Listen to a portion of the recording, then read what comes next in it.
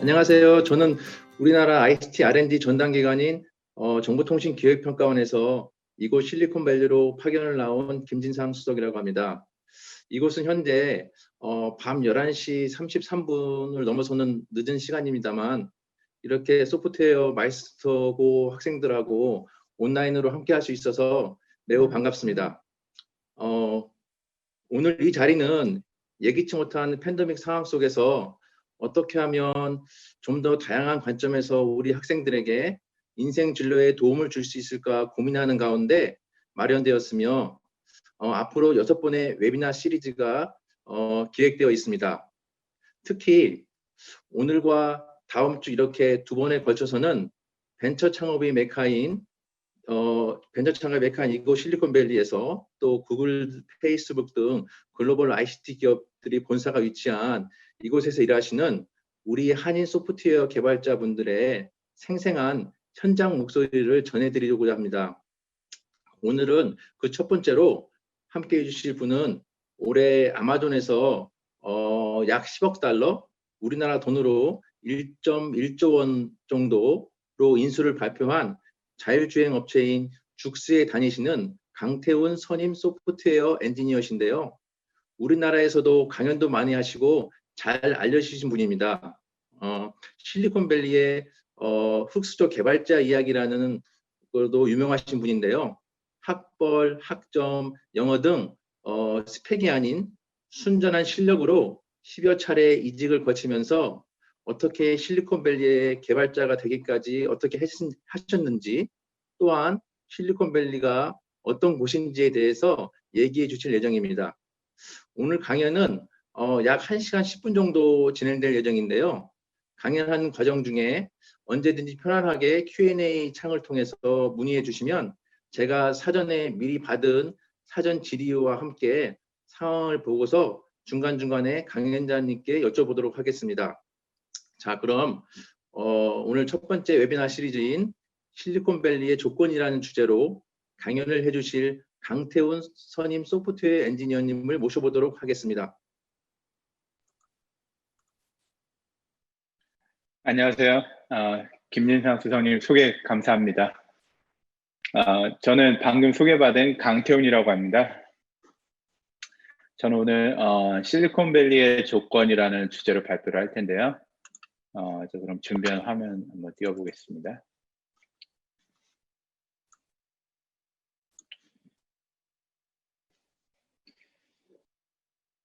우선 시작하기에 앞서서 이렇게 여러분과 만날 수 있는 좋은 기회 주셔서 먼저 감사드립니다. 자, 오늘 준비한 발표 제목은 실리콘밸리의 조건인데요.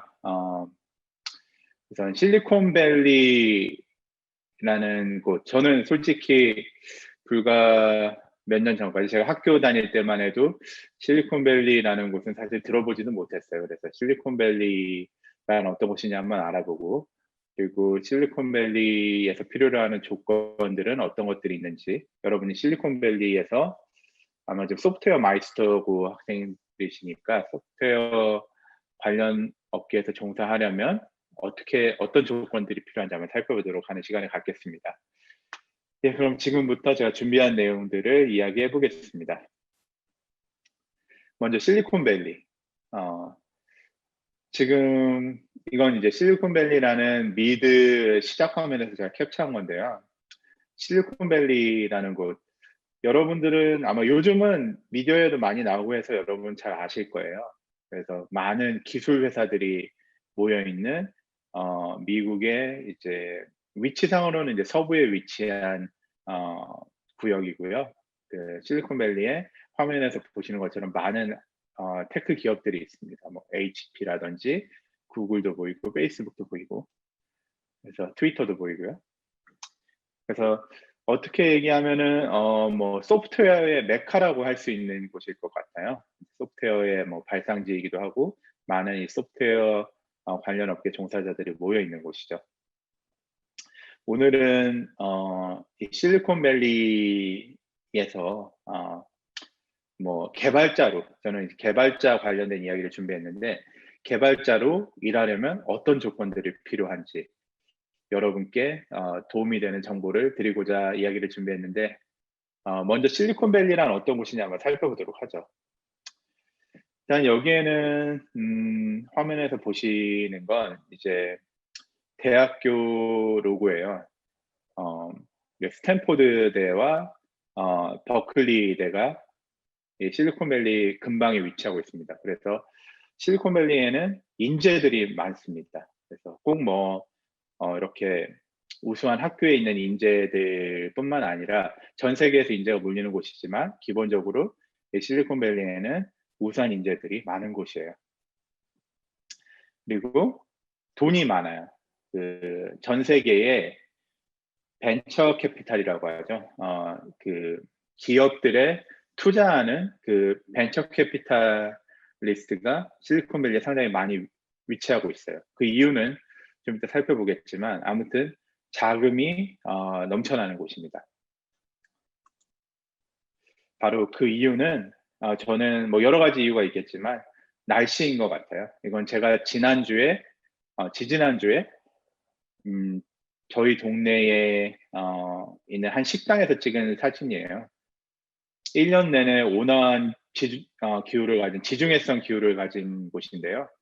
그래서 날씨가 굉장히 좋다 보니까 아마 돈 있는 사람들이, 자금이 있는 사람들이 이곳이 살기 좋아서 모여들게 됐고, 또 자금이 있으니까 인력들이 모이고 스타트업을 하든지 기업을 시작하고자 하는 사람들도 모였던 것 같아요. 돈이 있는 곳에 사람이 모인다. 그래서 날씨가 좋은 것이 실리콘밸리의 또 하나의 특징이 될 수 있겠고요. 그리고 이거 실리콘밸리의 문화를 하나 보면 아까 자금이 많아서, 자본이 많아서 사람들이 몰린다고 했는데, 그렇게 해서 자금이 많은 곳에 사람들이 몰려서 또 다른 이제 자본적인 성공을 이룬 사람들도 있고, 또 자본 외에도 여러 가지 성취를 이룬 사람들이 생겼어요. 자본이 바탕된 것 위에 여러 가지 성취를 이룬 사람들이 생겼는데, 이렇게 여러 가지를 얻게 된 사람들, 돈을 얻던지 부를 얻던지 또 재능을 얻던지 얻은 사람들이 서로 나누어 주고자 하는 문화가 또 자리 잡고 있습니다. pay it forward라고 부르는데 이건 pay it forward를 아주 단순하게 나타낸 도형인데요. 내가 어떤 것들을 얻어서 내 주위에 3명의 사람에게 그것을 나누었을 때 몇 단계를 거치면 77.4 빌리언이니까 74억의 사람들에게 닿을 수 있어요. 그러면은 지구상의 인구만큼 닿을 수 있는 거죠. 이렇게 하면 몇 단계를 거치면은 지구상의 모든 사람에게 닿을 수 있을까요? 여러분 한번 계산해 보세요. 각자 3사람씩에게 자기가 얻은 것들을 나누어 주면 21단계만 거치면 전 세계에 있는 모든 사람들에게 나누어 줄 수 있다고 합니다. 오늘 제 소개가 좀 늦었는데 제 소개는 그래도 조금 더 천천히 하도록 하고요. 저도 오늘 이 자리에 참가하게 된 게 미약하나마 이렇게 pay it forward 정신을 이어가기 위해서 이 자리에 왔습니다. 여러분 3분 이상 들어오신 것 같은데 3분 이상 들어오셔서 이렇게 3명씩 나누고 21단계를 거치면 전 세계 모든 사람들에게 자기가 가진 걸 나눈다고 하니까 저는 그 관점에서 오늘 이야기를 계속 이어가겠습니다. 제 소개는 천천히 하는 걸로 할게요. 오늘 실리콘밸리의 조건에 대해서 알아보기로 했는데 실리콘밸리는 방금 봤던 특징들, 좋은 날씨, 풍부한 자본, 우수한 인재, 그리고 서로 나누는 문화가 있는, 그리고 소프트웨어의 발상지죠. 저는 오늘 2사람의 개발자를 대조적으로 살펴보고 이 사람들이 어떤 특징을 가지고 제가 구체적으로 얘기 드릴게요. 한 사람은 이제 실리콘밸리 개발자고 한 사람은 지금 한국에서 일하고 있는 개발자예요. 그래서 2 개발자를 살펴보고 어떤 것들이 실리콘밸리 개발자로 일할 수 있는 조건인지 천천히 이 2사람을 대조해보고 살펴보도록 하겠습니다. 먼저 한 사람을 살펴볼게요. 자, 한 사람은 실리콘밸리에 잘 나가는 개발자예요. 잘 나간다는 기준이 여러 가지가 있겠지만 제가 지금 이 화면에 캡처한 건 이제 미국의 rebels.fyi라고 뭐 회사 이름과 그리고 그 자기 역할을 입력하면, 그러니까 지금 이 우버라는 회사의 시니어 소프트 개발자, 그러니까 선임 소프트웨어 개발자로 검색을 했을 때 나오는 평균 연봉이에요. 뭐 여러 가지 기준이 있겠지만 연봉도 그걸 보여주는 하나의 기준이 되겠죠. 그래서 47만, 이 회사의 시니어 소프트웨어 개발자는 연봉을 이 정도 받는다. 47만 불이면 우리나라 돈은 한 5억 정도 되는 돈이겠네요. 그래서 뭐 여러 가지 기준이 있겠지만 연봉을 잘 받는 개발자예요.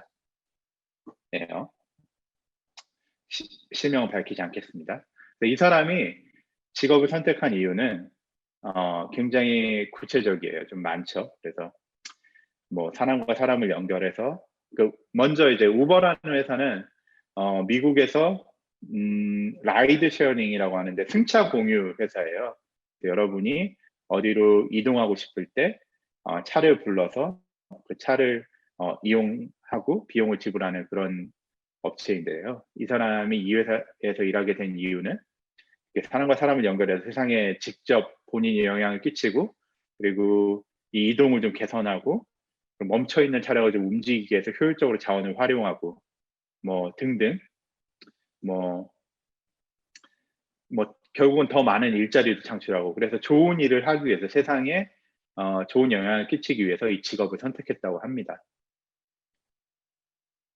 그리고 이 사람이 그 회사에서 일을 할 때는 뭐 회사 동료들과 여러 가지 활동을 하는데, 뭐 그렇게 동료들과 긴밀한 것 같지는 않아요. 방금 살펴보았던 그 회사에 입사한 동기에 좀 더 치중을 하고, 회사 직원들끼리는 뭐 분기 또는 반기에 한 번 팀 활동을 한다고 하는데, 이렇게 뭐 오른쪽 화면에 있는 게 이제 요트를 타고 실리콘밸리 샌프란시스코에 있는 바닷가를 이렇게 구경하면서 뭐 안에서 밥도 먹고 그런 활동을 뭐 분기 또는 반기에 한 번 한다고 해요. 이거 말고도 뭐 여러 가지 활동을 하겠지만 그렇게 자주 하는 것 같지는 않죠.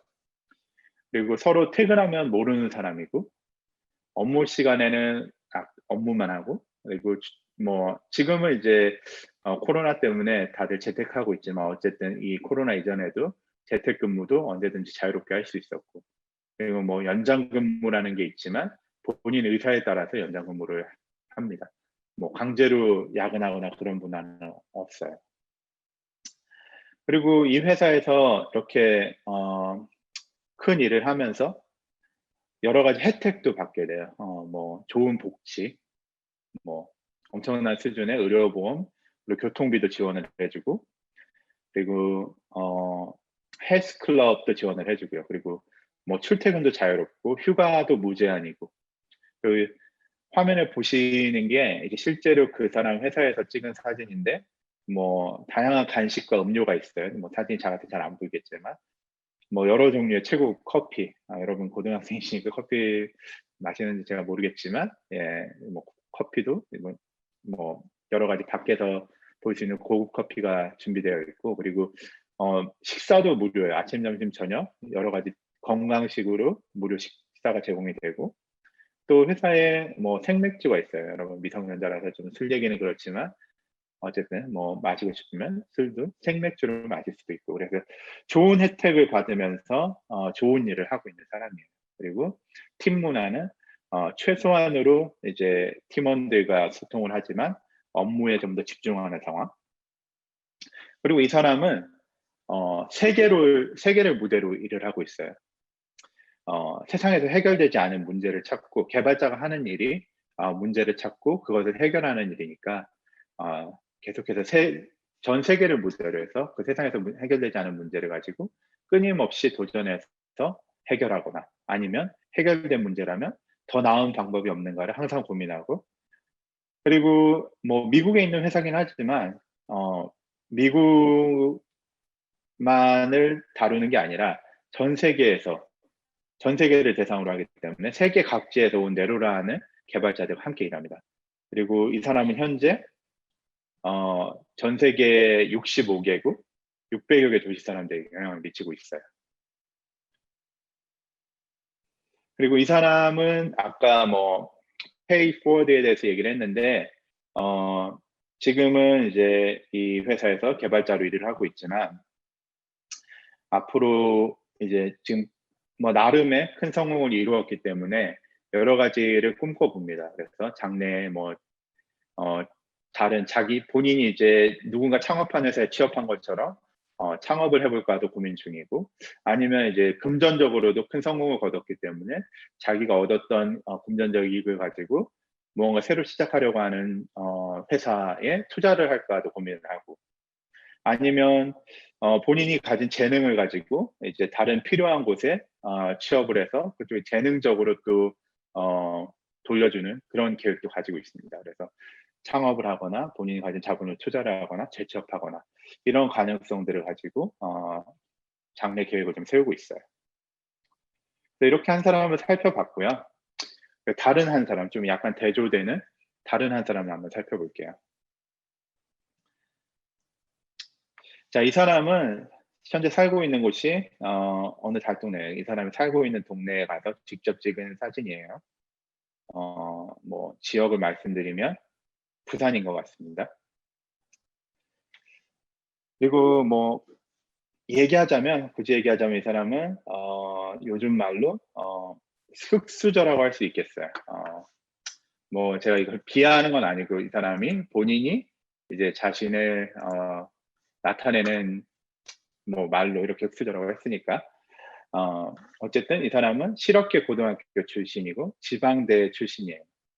그리고 뭐 부모님은 이혼하셨고, 그럼 가계부채가 굉장히 많고, 그리고 현재는 집에 이제 가계 소득이 없어요. 돈이 없습니다. 돈 버는 사람이 없고, 그리고 개인적으로도 빚이 많아요. 이제 대부분은 이제 대학교를 가면서 등록금 등 이제 뭐 수천만 원의 개인 부채가 있고, 이렇게 힘든 상황이라서 뭐 꿈을 꾸기도 좀 그렇고 희망도 없고 특기도 없다고 합니다. 좀 암울한 상황이죠. 예. 이 정도가 이 사람의 현재 상황이라고 할 수 있겠어요. 그리고 이 사람이 운 좋게 이제 직장에 취직을 했어요. 그래서 직장에 앞서 본 실리콘밸리 개발자와 마찬가지로 개발자로 취직을 했는데, 뭐 그렇게 큰 규모는 아니고 직원 20여 명의 소기업이고요. 이 사람 개발자로 취직을 했지만 관련 전공을 한 사람은 아니에요. 그래서 비전공 직무를 맡고 있고요. 뭐 연봉은 그 최저임금을 받고 있어요. 뭐 열정페이라고도 하는데 돈을 많이 벌지 못하고, 하지만 받는 돈에 비해서 일은 굉장히 많이 하죠. 매일매일 야근하지만 야근 수당은 없고, 뭐 한 달 만에 타지에 가서 뭐 원룸에 11명이 합숙하는 이렇게 열악한 상황의 직장에 일을 하고 있어요. 똑같이 개발자이긴 하지만.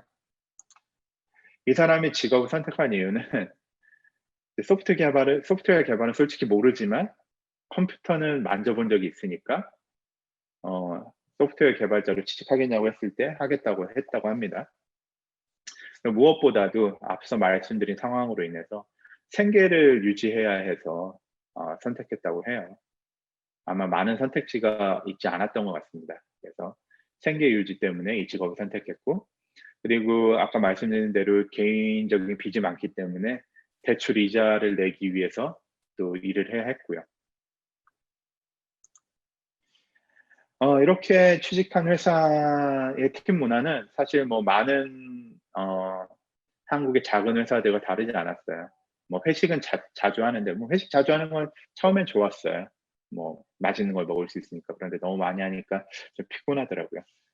그리고 매일매일 술을 마시고 뭐 워크숍도 자주 가고, 경조사, 회사 사람들의 이제 경조사도 챙기고, 서로 이렇게 돈독한 사이니까.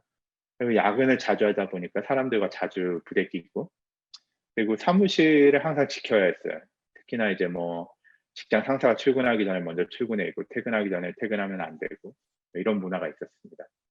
실리콘밸리 문화는 최소한으로 서로 부딪혔다면 이 사람 직장에서는 계속해서 가족보다 오히려 더 자주 보는 그런 사이가 되겠죠. 이 사람 너무 힘들었어요. 뭐 이러한 가운데서도 의미 있는 일을 한다면은 좋았을 텐데 뭐 어차피 본인도 생계를 위해 취직한 거고 회사도 사실은 어 큰 목표를 가지고 일을 하는 것이 아니라 최근에 유행한다는 기술, 요즘 유행하는 기술 뭐가 있나요? 요즘은 아마 인공지능, AI, 뭐 자율주행 이런 것들이 유행하겠죠. 그렇게 유행하는 키워드가 있으면 그걸 가지고 어 뭐 그런 기술들을 쫓아가는 회사예요. 그리고 뭐 본인처럼 대부분 이제 비전문가들이 모여서 사실 같이 일하는 사람들도 비전문가여서 어 별로 그렇게 제대로 된 제품은 출시를 해본 적이 없어요. 그 회사는 그냥 돈을 벌기 위해서 정부 프로젝트, 정부에서 이렇게 유행하는 과제가 뭐가 무엇이 있다 그러면은 아마 가장 싸게 입찰해서 이렇게 근시안적인 일에 치중을 하다 보니까 별로 돈을 벌지 못해요, 회사 자체가. 그러다 보니까 최저임금인데도 불구하고 임금체불이 계속 발생해요. 굉장히 힘든 상황이죠. 옆에 있는 강아지처럼 힘든 상황입니다.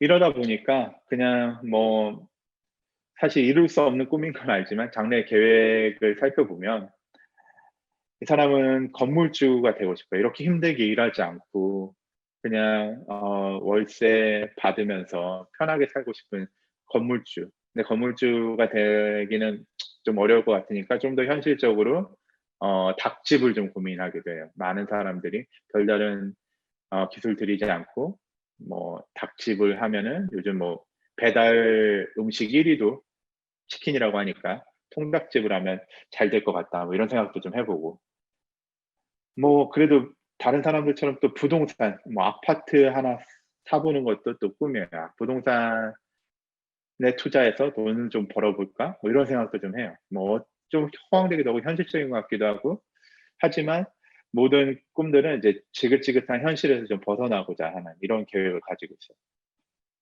이렇게 두 사람을 좀 살펴봤는데요.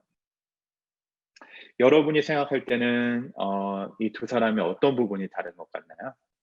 제가 지금 여러분 채팅창을 보고 있거든요. 혹시 이야기해 주실 수 있으면은 제가 한번 볼게요. 어 네, 뭐 별다른 내용이 없어서 선생님들만 이야기하시는 것 같네요. 예. 그러면 한번 살펴볼게요. 제가 생각했던 것들 몇 개 살펴볼게요. 이 사람들이 실리콘밸리 좋습니다. 일단 그럼 결론부터 갈게요. 제가 여러분이 원래 반응이 있을 줄 알고 쪼끔 준비를 했었는데 어 아직도 예. 아유 김태윤 님 너무 눈치가 빠르시네요. 예. 사실은 이 두 사람은 같은 사람입니다. 한 사람입니다. 그리고 이제 제 소개를 할 때가 됐네요. 제 이야기였습니다. 그래서 둘 다 제 얘기고요. 네 좀 살펴볼게요. 이게 예전의 저와 그리고 지금의 저예요. 하지만 같은 사람이에요. 완전히 같은 사람이고 크게 다를 게 없어요. 그리고 별로 달라진 것도 없는 것 같습니다. 하지만 이런 과정을 겪어 왔어요. 그래서 지금 화면에 나오는 그래프는 뭐 그 가장 이제 눈에 보일 수 있는 걸 제가 가져왔는데 무엇을 나타낼까요?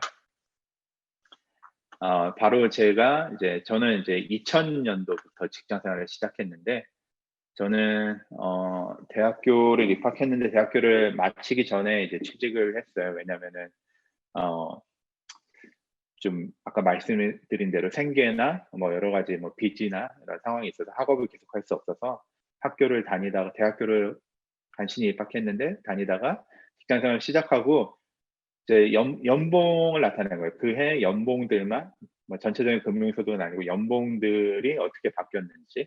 그래서 뭐 갑자기 제가 뭐 이런 다른 한 사람에서 어떤 사람으로 바뀐 게 아니라 어떤 이런 과정들을 겪어오면서 달라졌습니다.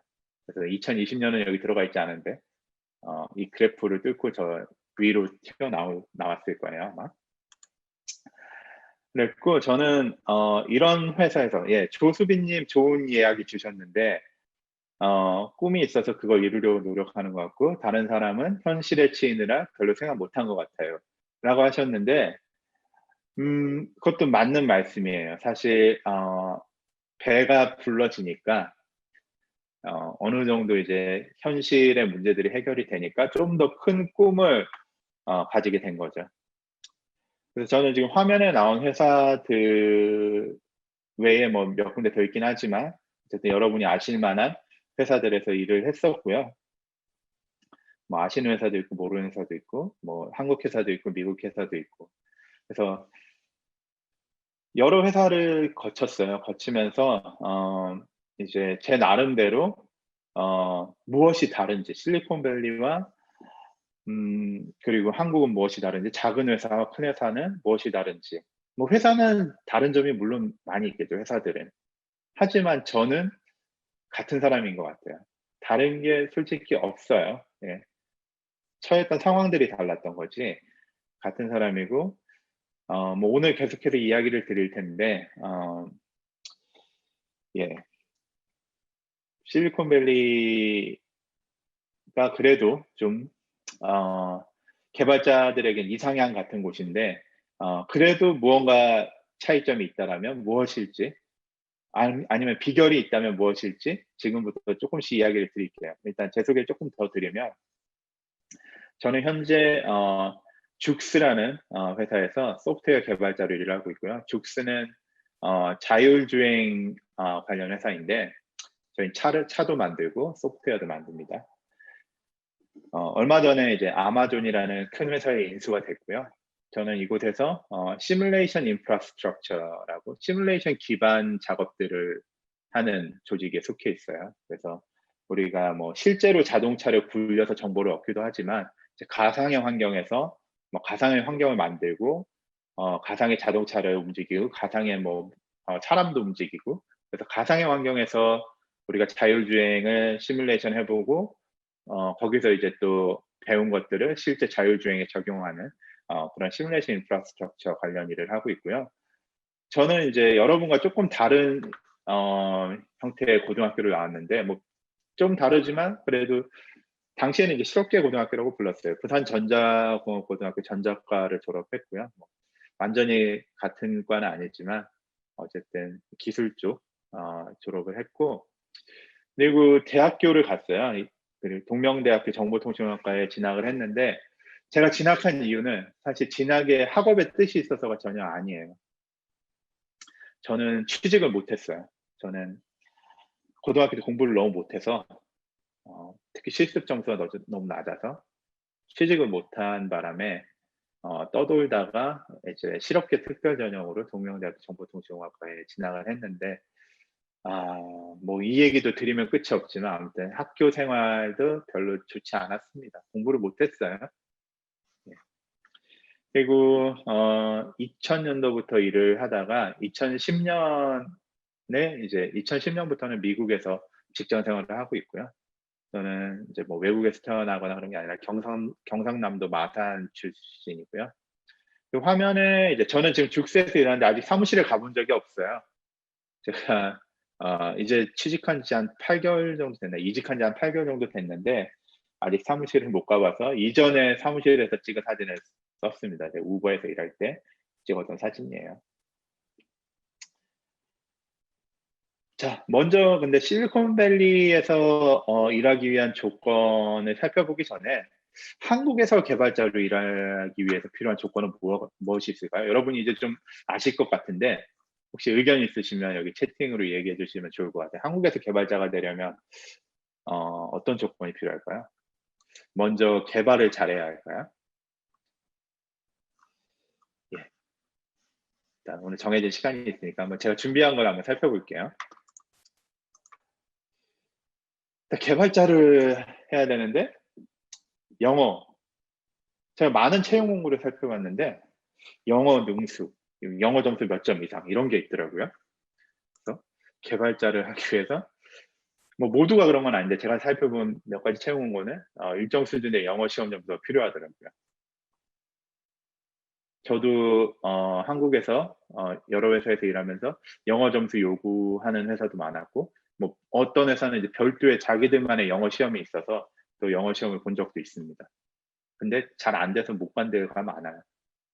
저는 개발은 잘했는데 영어는 못했거든요. 그래서 대기업은 잘 못 갔어요. 그리고 학위를 요구하는 것도 많더라고요. 저도 이제 학교를 졸업하기 전에 취직을 해서 대학교 다니다가 뭐 어떠한 이유로 이제 이직을 하게 됐는데 학위를 요구하는 곳이 많아서 사실 이직이 원활하지는 않았어요. 뭐 대부분 보면 학사 또는 석사, 박사 이상. 제가 그 샘플 채용 공고를 하나 가져왔는데 조금 이따 보여드릴게요. 그래서 학위도 요구하고, 그리고 뭐 군필일 것을 또 요구하더라고요. 군필이거나 또는 뭐 해외여행 결격 사유가 없어야 된다. 여자분 같은 경우는 뭐 그런 내용들이 빠지지 않고 있더라고요. 그래서 한국에서 개발자로 취직을 하는데 제약 조건들이 좀 있죠. 이건 실제로 제가 뭐 많은 회사 구인 공고를 하겠지만 그냥 한국의 대표적인 회사인 삼성그룹의 2020년 채용 공고를 하나 그냥 찾아봤어요. 네, 구글에다 쳤더니 이게 제일 먼저 나오더라고요. 그 소프트웨어직이죠. 소프트웨어직 지원 자격을 보면 2020년 8월 이전에 졸업해야 되고, 그리고 해외여행의 결격 사유가 없어야 되고, 아까 얘기 드렸듯이, 그리고 영어회화 자격을 또 보유해야 돼요. 그렇습니다. 한국에서 개발자로 취직을 하려면 이런 조건들이 필요해요. 그렇다면 여러분도 동의하시나요? 여기 지금 여러분 중에 지금 이 자격을 갖추신 분은 많지 않을 것 같아요. 벌써부터 벽이 많이 느껴지죠. 커뮤니케이션 능력이 아주 필요하다. 어떤 분은 또 그런 의견 주셨네요. 맞아요. 근데 커뮤니케이션 능력, 영어로만 꼭 커뮤니케이션 해야 되나? 한국말로도 잘할 수 있는데. 아무튼 이런 것들을 보더라고요. 그렇다면 실리콘밸리에서 개발자로 일하기 위한 조건들은 어떤 것들이 있을까요? 살펴보겠습니다. 자, 실리콘밸리니까 당연히 영어를 잘해야 될까요? 자, 제가 본 어떤 채용 공고에도 뭐 가산점을 주는 곳은 있더라고요. 능숙한 영어는 가산점을 준다는 있는데 영어가 필수다라고 적혀 있는 곳은 한 번도 못 본 것 같아요. 그 이유가 이제 미국은 이민자의 나라니까 이 부분 아마 감안하지 않았나. 특히나 샌프란시스코 실리콘밸리 이곳은 아마 여러분이 길에 나가 봐도 미국에서 태어난 사람보다 이민을 온 사람이 더 많아 보여요. 그래서 영어를 잘하는 사람도 있지만 영어를 잘 하지 못하는 사람도 있고, 그래서 채용 공고에서 영어를 잘한다는 가산점 정도로 있지 꼭 필수 사항은 아니었던 걸로 기억합니다. 그리고 미국이니까 미국 학위가 필요하지 않을까. 아까 한국에서 학위가 필요한 것처럼. 반드시 그렇지는 않더라고요. 일단 학위를 요구하는 것도 요즘은 많이 없어지고 있고, 전 세계 인재가 모이기 때문에 사실 미국 학위를 요구하지도 않고, 그래서 제가 뒤에 또 샘플 채용 공고를 가져왔는데, 뭐 학위 사항은 선택 사항으로 되어 있어요. 그 가산점을 주는 사항으로. 미국에서 일하려면 비자가 있어야 되지 않을까. 외국이니까. 외국인이 일하려면 비자가 있어야 될 것 같은데, 뭐 물론 맞는 얘기지만 먼저 취직이 먼저예요. 사람을 먼저 찾아야 회사에서 비자를 해주는 거예요. 비자는 회사에서 해줍니다. 이게 실제로 제가 실리콘밸리 회사 구인 공고를 하나 가져왔는데, 전 신입 채용 공고를 찾고 싶었는데 좀 주어진 시간 안에 찾지 못했어요. 그래서 신입 채용 공고는 아니고 경력직인 것 같은데, 뭐 보면 위에 개발 관련된 내용 있죠. 뭐 핵심 백엔드 소프트웨어 컴포넌트 개발해야 되고, 뭐 언어 하나 잘해야 되고, 뭐 개발 잘해야 된다라는 얘기고, 뭐 5년 이상의 관련 경력, 코딩 경력, 5년 이상의 뭐 관련 분야 유관 분야 경력 정도를 요구하는데, 뭐 학위는 그냥 선택사항 있으면 좋다. Preferred Qualification이라고 돼 있죠. 그래서 이 채용 공고는 페이스북이라는 회사의 채용 공고예요. 그래서 개발을 잘하는 사람을 찾는 것 같아요. 여러분은 어떤 걸 느끼셨나요? 저는 한국에서 예, 채용 공고를 봤을 때는 제가 처음 취직하고 몇 번 사회 초년생일 때는 아마도 많은 회사들의 기준에 충족되지 않았던 것 같아요. 그런데 실리콘밸리에서는 개발은 잘하니까 개발자 할 수 있을 것 같아요. 그래서 실리콘밸리 개발자가 되기 위한 조건은 저는 딱히 없다고 이야기 드릴 수 있을 것 같습니다. 저는 오히려 한국에서 개발자 되는 것보다 실리콘밸리에서 개발자 되는 게 어떤 기준에서 보면 더 쉽지 않나라고 보이는데요. 그러니까 10년간 저는 한국에서 직장 생활을 했어요. 이런 여러 가지 제약 사항 속에서 그 영어 점수도 안 되고 한동안 이제 대학교 졸업도 못 했었고, 그리고 군필이긴 했는데 해외여행 결격 사유가 좀 있었어요.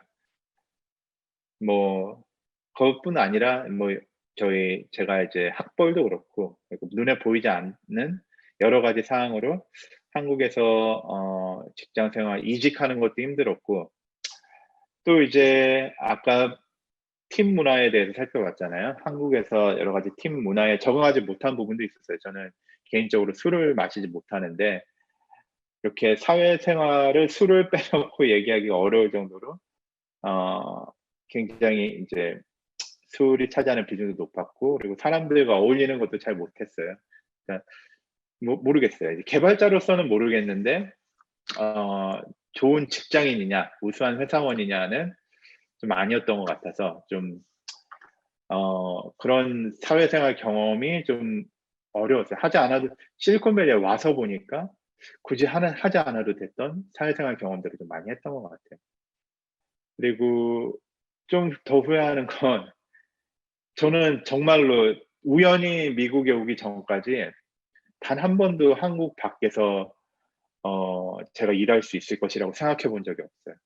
그러니까 그럴 가능성이 있다고도 생각을 못 했거든요. 그런데 제가 그런 사실을 알았다면, 이 실리콘밸리라는 곳에서 일할 수 있는 게 특별한 조건이 없다는 걸 알았다면 아마 10년까지 한국에서 일을 하지 않지 않았을까라는 생각도 한번 해 봐요. 여러분은 지금 아셨으니까 뭐 지금 이미 취직이 확정되신 분도 있겠지만 조금 달리 생각해 볼 수도 있지 않을까요? 그래서 실리콘밸리에 여러분이 언제 가면 좋겠느냐? 어찌 보면 지금 가실 수도 있을 거라고 생각해요. 방금 살펴봤듯이 그래서 저는 사람이 달라진 건 아닌 것 같거든요. 제가 어떤 뭐 능력을 얻어서 실리콘밸리에 온 게 아니고 저라는 사람은 같은데 나를 보는 기준이 실리콘밸리에서 봐주는 기준이 달랐다.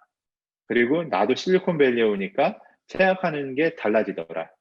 라는 걸 이야기 드리고 싶었고, 실리콘밸리는 사실 특별한 곳이 아니에요. 여러분이 충분히 꿈꾸실 수 있는 곳이고,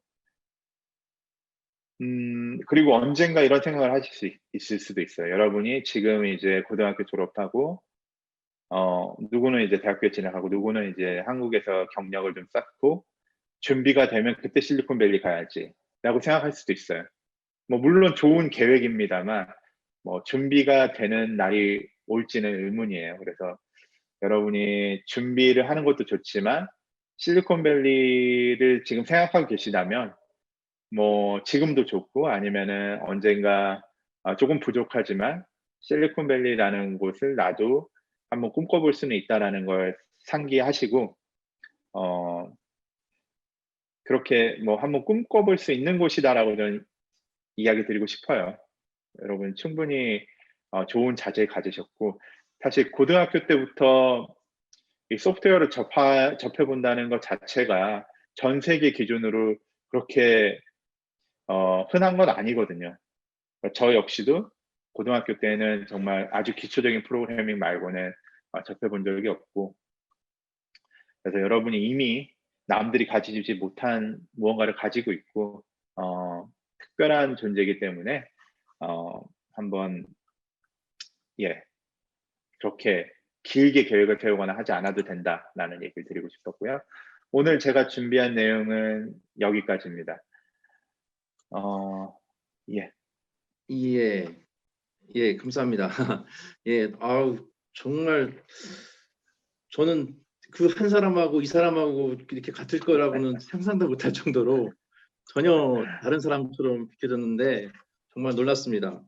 근데 이제 제가 학생들의 사전 질의 받은 것도 있긴 한데 그에 앞서서 제가 먼저 한 몇 가지 좀 질의를 드리겠습니다. 좀 전에 말씀하셨던 거 지금 예, 예. 실리콘밸리의 꿈 이제 현재가 중요하다. 현재 도전하라라고 말씀하셨는데 우리 학생들 입장에서 본다면은 되게 막연할 것 같아요. 그럼 어떻게 도전해야 되지? 그럼 어디서부터 시작을 해야 되지?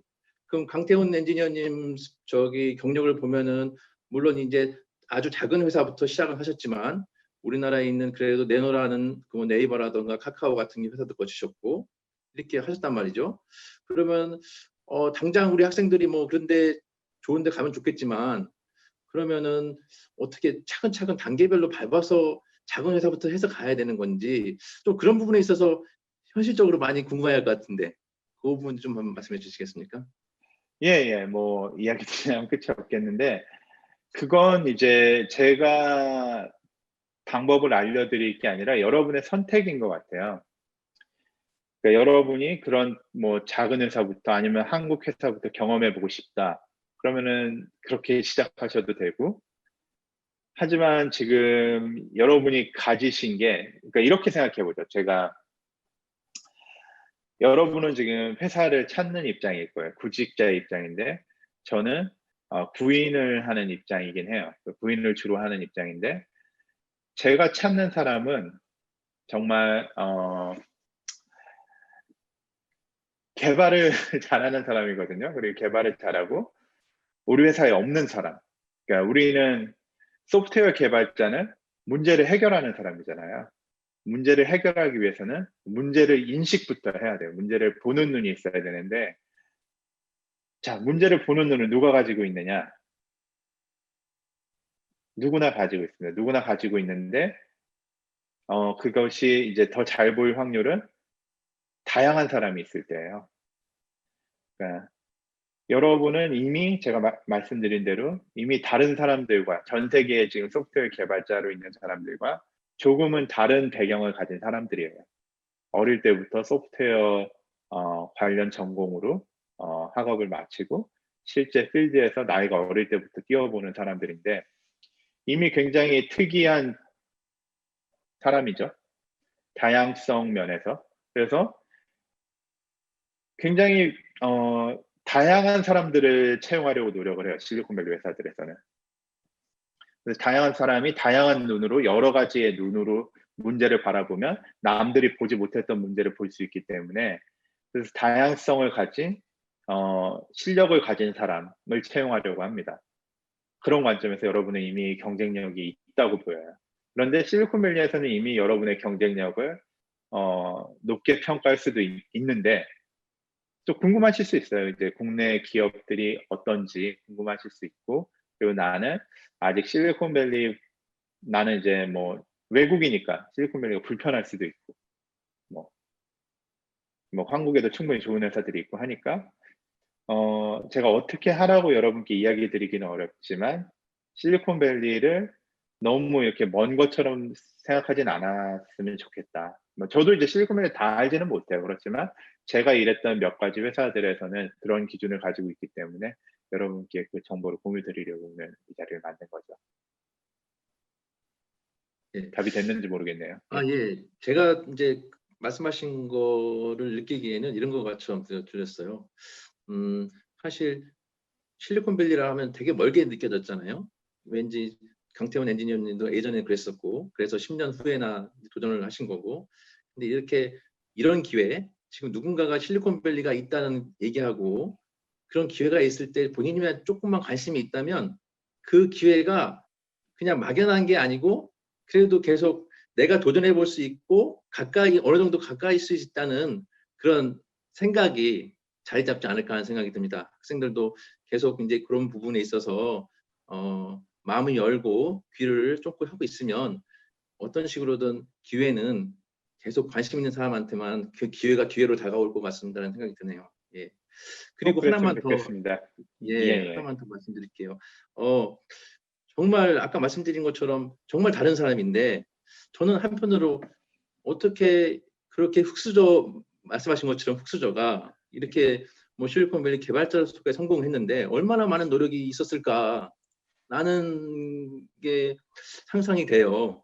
그래서 얼마나 많은 곳에 지원을 해서 취업을 하기 위해서 지원을 했는지, 스펙이 이렇게 많이 부족한 것 같은데 그런 노력에 있어서가 궁금하고, 또 처음에 만약에 취업됐을 때, 물론 이제 처음에는 작은 기업에서 취업했지만 이제 좋은 데 됐을 때도 스펙을 물론 봤을 거 아닙니까? 그럼 과연 그분들이 어떤 걸 보고, 한국에서 물론 취업됐었잖아요. 어떤 걸 보고 스펙을 뭐 신경 안 쓰고 취업을 뭐 선택했는지, 그런 부분도 좀 궁금합니다.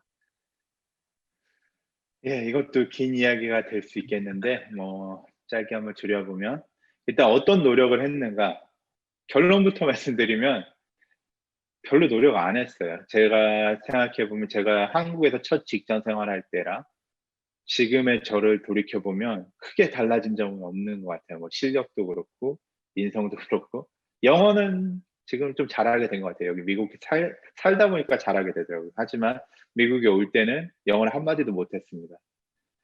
어, 그래서 별다른 노력은 하지 않았던 것 같고요. 저도 잘 몰랐어요. 저도 세상을 잘 모르고. 기업들이 저를 보는 관점이 달랐던 것 같아요. 한국 회사와 미국 회사. 제가 한국에서 솔직히 얘기 드리면 이러면 좀 실망스러울 수도 있는데, 저도 한국에서 이직을 왜 많이 했느냐, 일단 먼저 얘기를 드릴게요. 이직을 많이 한 이유는 일단 초창기에는 회사가 망했어요. 회사가 저는 이렇게 작은 회사에서 이렇게 돈도 잘 못 벌다가 결국 잘 안 됐어요. 망해서 다른 회사를 찾았는데 거기도 뭐 잘 안 되고. 그러니까 계속 이렇게 떠돌다가 우연한 기회에 대기업에 당시에 이제 대기업이라고 할 수 있는 기준의 회사에 취직을 했어요. 다음이라는 회사는 지금 카카오로 바뀌었지만, 그런데 제가 입사 시험 점수가 좋지 않았어요. 좋지 않았는데 정말 우연히 채용이 됐거든요. 음, 그런데 그 뒤로 다 잘 풀렸어요. 대기업에 한번 취직하고 나니까 그 다음 회사들에서는 저 사람은 대기업을 나왔으니 쓸만하겠다 이렇게 뽑더라고요. 그런데 이제 미국에서는 그게 전혀 안 통했어요. 미국에 왔을 때는 어, 일단 제가 미국에서 처음 취직한 회사는 직원 3명의 아주 작은 회사였어요. 그런데 이제 그 회사도 이제 잘 안 돼서 이직을 해야 될 시기가 왔는데, 음, 당연히 미국에 있는 회사들은 한국 회사를 전혀 몰라요. 전혀 몰라서 아무 도움이 안 됐어요. 제가 한국에서 어떤 경험을 했던 건 그냥 이력서상에 그냥 한번 보고 저 사람 일 하긴 했구나 정도지 뭐 전혀 장점이 되지는 않았어요. 그런데 이제 개발자로서의 능력을 여기는 보더라고요. 면접 볼 때 개발자로서의 능력을 굉장히 깊이 파요. 아침 일찍부터 면접 시작해서 점심도 먹고 저녁까지, 오후까지 이렇게 정말 이 사람의 밑바닥까지 면접을 보는데, 저는 영어를 못하니까 온갖 바디랭귀지를 동원해서 화이트보드에 그림 그려가면서 그래도 할 수 있는 만큼 했더니 채용을 시켜주더라고요. 그런데 저는 그게 작은 회사에만 통할 줄 알았어요. 그래서 큰 회사는 아예 생각도 못했어요. 미국에 와서 난 영어도 못하고 뭐 개발만 어느 정도 하고 한국에서의 기준처럼 뭐 여러 가지 사회생활 기술도 부족하니까 그냥 작은 회사에서 일해야지 하고 일을 했어요. 근데 또 뭐 비슷한 이유로 어, 또 이직을 해야 될 때가 왔을 때 제가 정보가 없었던 거죠. 이제 큰 회사로 결국은 한번, 그러니까 당시에는 이제 굉장히 각광받는 큰 회사로 이직을 한번 했는데 제가 달라진 건 없었어요. 저는 그대로예요. 저는 마찬가지로 영어 아직도 잘 못하고 개발 좀 하고 개발 기본기가 좀 있는 그런 사람이었는데 똑같은 기준으로 보더라고요. 작은 회사든 큰 회사든. 그래서 큰 회사도 내가 달라진 건 없는데 나를 달리 봐주어서 좋은 조건으로 취직을 하게 되더라고요. 그래서 좀 실망스러운 답이 될 수도 있을 것 같아요. 여러분이 어떻게 노력해서 어떻게 성공해야 된다 이런 답을 드려야 될 것 같은데 저는 그런 경험을 많이 못 해본 것 같아요. 노력을 많이 해서 뭔가 나를 변화시켰다 이런 것보다는 나는 크게 바뀌지 않은 것 같은데 나를 봐주는 기준들이 달랐더라 라고 이야기 드릴 수 있을 것 같습니다. 지금 채팅창을 통해서 한국에 다니는 회사를 다니면서 그래도 도움이 되었던 것이 어떤 게 있었을까요? 라고 예, 질의가 왔습니다. 예, 물론 이제 많은 것들을 배웠죠. 예, 그러니까 그런데 이제 제가 아까 후회했다고 하는 건 모르겠어요. 이게 나는 피할 수 없어서 했어야 됐던 것들인데 했던 부분들에 대한 거지. 물론 이제 뭐 개발 기술에 대해서도 많이 배웠고 이제 특히나 뭐 직장인으로서의 기본 소양들도 많이 배웠죠. 이제 그래도 도움이 되었던 거. 도움이 되었던 건 모든 게 도움이 되긴 해요. 그런데 뭐랄까. 근데 제가 절대적이라고 생각했던 많은 것들. 예를 들면 뭐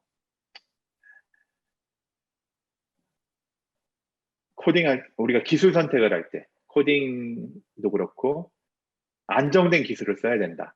이런 것들 정말 철칙처럼 생각했거든요. 검증된 기술을 사용해야 된다. 그래서 거기서 벗어나지 못했었는데 실리콘밸리에 왔더니 좀 다른 기준을 가지는 거죠. 뭐 새로운 기술이어도 내가 파악해서 장단점을 알 수 있으면 거기서 사용하는 것도 괜찮다. 그러니까 이런 것들이 좀 당시에는 도움이 됐는데 검증된 기술을 또 내가 외우고 있는 게 알고 있는 게 굉장히 큰 노하우가 됐는데 지금은 다른 기준을 가지다 보니까 제가 후회했다고 얘기를 드린 거고 그런 검증된 기술들을 내가 익히고 있는 노하우를 가지고 있는 것들은 도움이 됐었어요. 그리고 한동안 미국에서 도움이 된다고 생각했는데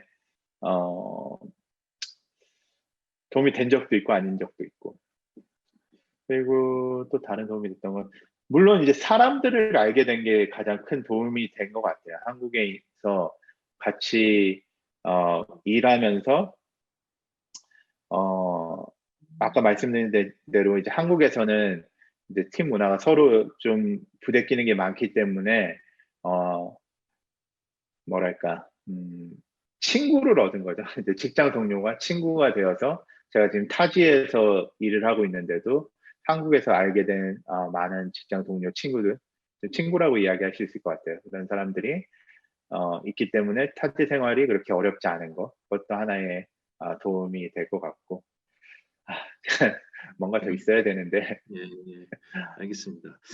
또 하나 질의가 왔는데 아마 처음에 실리콘밸리로 오시길 때 아마 3명 정도 예. 작은 회사에서 이제 그쪽에 근무 취업돼 가지고 오신 걸로 아까 말씀하셨는데 그래서 그런지 실리콘밸리 채용 공고를 주로 어디서 얻었나요?라는 질의가 있습니다. 제가 사실 실리콘밸리 첫 회사는 이제 샌프란시스코에 있는 회사인데 순피라는 회사예요. 그냥 건너 아주 많이 건너서 저를 알아본 사람이 이제 연락을 해와서 뭐 간단히 이제 화상 채팅으로 면접을 보고 그렇게 미국으로 가게 된 건데 그것도 어찌 보면 이제 뭐 인맥이라 그래야 되나 인맥이라기엔 제가 너무 모르는 사람이긴 해요. 저는 모르는 사람인데 연락이 와서 호기심 반이었어요. 사실 저 회사 좀 아닌 것 같다라는 생각을 했거든요. 직원도 별로 없고 나는 지금 멀쩡한 회사에 다니고 있는데 그리고 연봉도 최저 연봉밖에 줄 수 없대요. 근데 최저 연봉이 뭐 당시 기준으로 하면은 뭐 그래도 1억이 넘어가는 돈이어서 그렇게 적은 돈이 아니었고 그런데 이제 제가 채용 공고는 어디서 얻었냐 그러면 그 전에도 한번 실리콘밸리 회사는 아닌데 미국 회사에 인터뷰 본 경험이 있어요. 지금도 있는지 모르겠는데 이제 한국산업인력공단에서 하는 월드잡이라는 사이트가 있었거든요. 그 월드잡이라는 사이트에서 그냥 채용 공고 보고 한번 지원해 본 적이 있어요. 그래서 실제로 오퍼도 받았는데 제가 오퍼를 왜 받았는지 아직도 이해는 안 가지만 왜냐면은 영어로 면접을 보는데 한마디도 못했거든요. 근데도 취업 제안을 해주더라고요. 아무튼 그 월드잡이라는 곳에 뭐 실리콘밸리 포함해서 당시에는 이제 미국 채용 정보가 좀 있었던 걸로 기억합니다. 그런데 지금 제가 이제 채용을 하는 관점에서 봤을 때는 예를 들면 지금 저희 회사도 전 세계에서 이력서가 들어와요. 그러니까 여러분이 채용 공고를 찾으시면 그냥 그 관심 있는 회사의 채용 공고를 보시거나 아니면 미국의 여러 가지 취업 사이트, 링크드인 포함해서 여러 가지 취업 사이트에서 채용 공고 보시고 지원하시면 돼요. 근데 한국에서 온 이력서를 제가 본 적은 거의 없는데 전 세계에서 이력서가 날라오는 걸 보니까 여러분이라고 이력서를 못 낼 이유는 없을 것 같습니다. 예, 맞습니다. 사실 뭐 구글, 페이스북 이런 글로벌 기업들을 지원하기 위해서 전 세계에서 얼마나 많은 이력서들이 쏟아지겠습니까? 근데 제가 이제 여기서 듣기로는 그 많은 이력서를 다 검토할 시간도 없다고 하거든요. 결국은 최소 면접 기회 이제 서류 전형이 통과해야지 면접을 볼 수 있는 거잖아요. 면접 기회라도 얻으려고 한다면 누군가 그 회사 다니는 누군가 이렇게 추천을 해주고 해줘야지만 또 면접 기회를 쉽게 얻을 수 있다고 하는 것 같아요. 그래서 아까 강태원 엔지니어도 말씀하신 것처럼 그런 인맥이라는 부분도 사실 무시하지 못할 것 같아요. 오히려 한국에서 뭐 인맥 갖고서 많이 얘기가 많잖아요. 뭐 채용 비리부터 시작해서. 그런데 여기 미국에서는 인맥이라는 게 나쁜 의미는 아닌 것 같아요. 본인이 그래도 어느 정도 알고 믿을 만한 사람을 추천해주고 또 그 사람도 추천해준 사람을 믿기 때문에 이제 면접을 보는 거고. 그래서 학생들도 앞으로 이제 사회생활 시작해서 이제 할 때 주위에 있는 사람들하고 좋은 관계 이런 부분에 좀 신경을 좀 써야 되지 않을까 하는 생각이 들긴 합니다. 사전에 질의를 그리고 또 하나 말씀드리고 싶은 건 뭐냐면 제가 여기서 이제 인턴십 사업을 하고 있어요. 그래서 보면은 현지 실리콘밸리에 있는 얘도 한인 스타트업들이 많이 있습니다. 이제 그런 스타트업들은 주로 한국에 지사가 있어요. 뭐 R&D 쪽을 한국에서 많이 하는 경우 있고요. 이거 워낙 이제 비싸다 보니까 소프트 엔지니어 연봉이. 그래서 오히려 이제 그런 부분 잘 알려지지 않았지만 스타트업 중에서 실리콘밸리에 본사가 있고 뭐 한국에 지사가 있는 그런 기업들을 처음에 노크를 해서 이렇게 해보는 것도 오히려 조금 더 쉽게 이직을 할 수 있는 기회가 되지 않을까 하는 생각이 들긴 합니다. 예, 사전에 질의받은 게 3개 정도 있는데요. 대부분의 기업들이 강연하시면서 다 답변을 해주신 거예요. 그래서 첫 번째, 실리콘밸리 기업과 우리나라 기업의 가장 큰 차이는 무엇인가요? 아까 뭐 개인의 삶을 중시하고 저녁에 있는 삶에 대해서 말씀하셨고 생각하는 방법에 있어서는 페이포드라는 그런 부분도 말씀하셨기 때문에 이 부분은 뭐 따로 이렇게 답변을 해주실 필요 없을 것 같고요.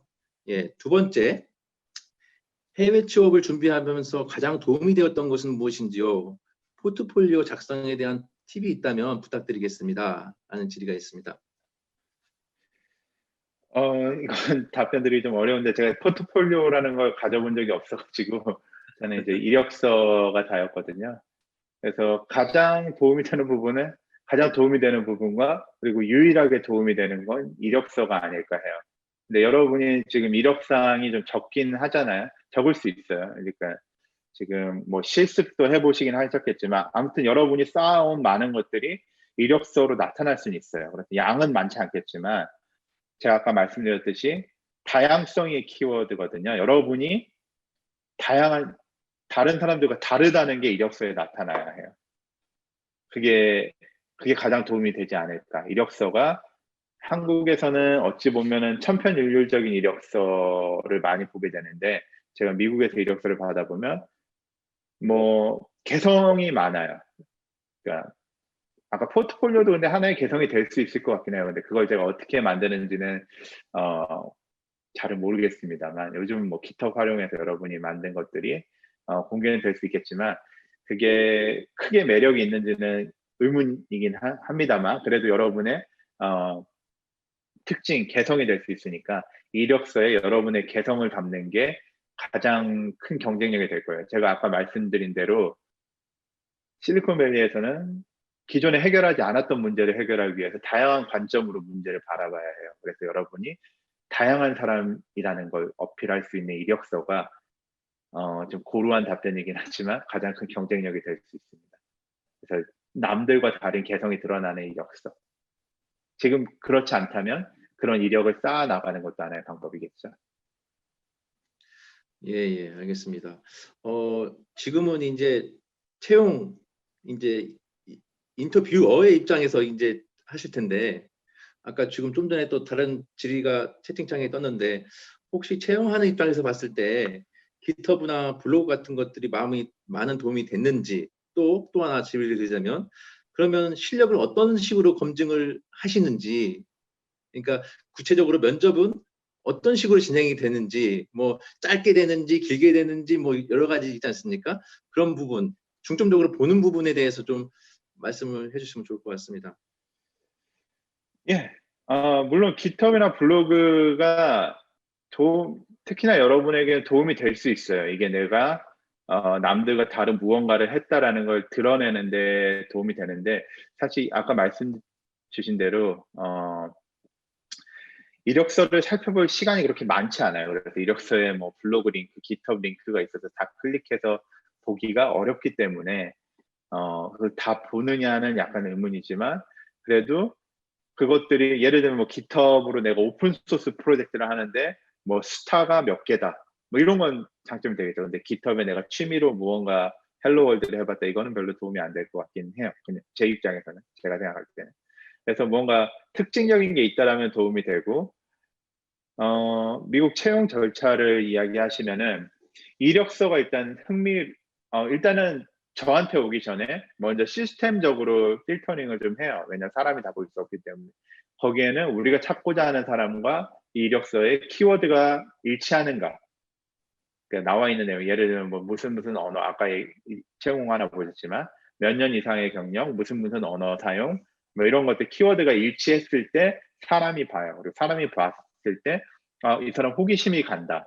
호기심이 간다는 굉장히 주관적인 기준이거든요.